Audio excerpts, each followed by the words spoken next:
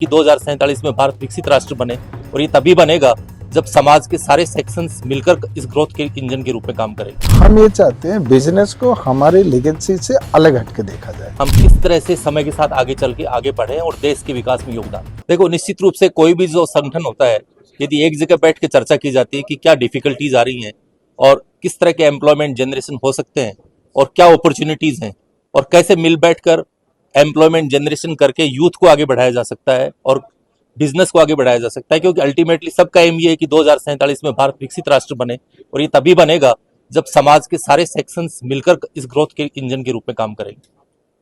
किन मुद्दों पर आज विशेष गौर किया गया, जिन पर आज जोर दिया गया? देखो, ये जो ऑर्गेनाइजेशन है, राजपूताना का जो ऑर्गेनाइजेशन है, ये काफी पुराना है। इसमें चर्चा ये हुई कि किस तरह से पूरे देश के जो लोग हैं, बिजनेस एंटरप्रेन्योर हैं, वो किस तरह से किस सेक्टर के अंदर आगे बढ़े।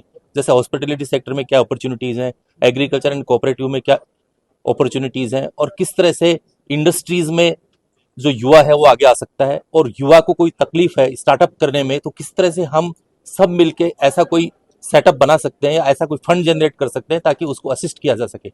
और आर्टिफिशियल इंटेलिजेंस के युग में, ड्रोन टेक्निक के युग में, और जब सब साइंटिफिक इन्वेंशन के युग के अंदर हम किस तरह से समय के साथ आगे चल के आगे बढ़े और देश के विकास में योगदान दें। देखिए, ऐसा है कि राजपूत जो समाज है कोई जाति नहीं है। राजपूत समाज इस देश की रीढ़ की हड्डी है। राजपूत समाज मजबूत होता है तो इसके साथ बहुत सारे लोग मजबूत होते हैं। हम लोगों ने आज यहाँ पे एक प्री मीटिंग थी राजपूताना बिजनेस समिट 2026 का, जो पिछले साल हमारा 5वां बिजनेस समिट हुआ था उत्तराखंड के रामनगर में, और इस बार हम लोग बीकानेर में करने के लिए आज सहमति बनी है। आपके माध्यम से मैं श्री मेघराज सिंह रोयल साहब को धन्यवाद भी अर्पित करता हूँ। उन्होंने एक बड़ी जिम्मेदारी हम लोगों की कम की है और उन्होंने वो जिम्मेदारी स्वयं उठाई है। हमारे बीकानेर के जिलाध्यक्ष हैं आनंद सिंह जी, अभी इनकी जिम्मेदारी बड़ी बनेगी वहाँ पे। हम लोगों का मूल उद्देश्य, देखिए, सबसे मूल उद्देश्य ये होता है प्रोफेशनलिज्म।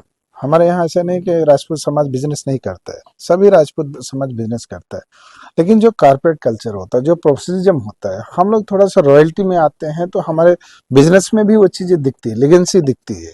हम लोग थोड़ा सा उस तरह के लोग, हम ये चाहते हैं बिजनेस को हमारे लेगेंसी से अलग हटके देखा जाए, क्योंकि जो लोग बिजनेस में आज आगे माने जाते हैं, जैसे जो कम्युनिटी मानी जाती है, जो बिजनेस कम्युनिटी मानी जाती है, वो बिजनेस कम्युनिटी कभी हमारे घर में चौपड़ा देखती थी, वो हमारे घर में जिम्मेदारी संभालती थी, और चौपड़ा देखते देखते, हमारा हिसाब किताब देखते देखते जब आजादी का समय आया तो उन्होंने उस चीज को, उनको फ्रीडम मिला तो उस चीज को उन्होंने आगे लेके चले गए।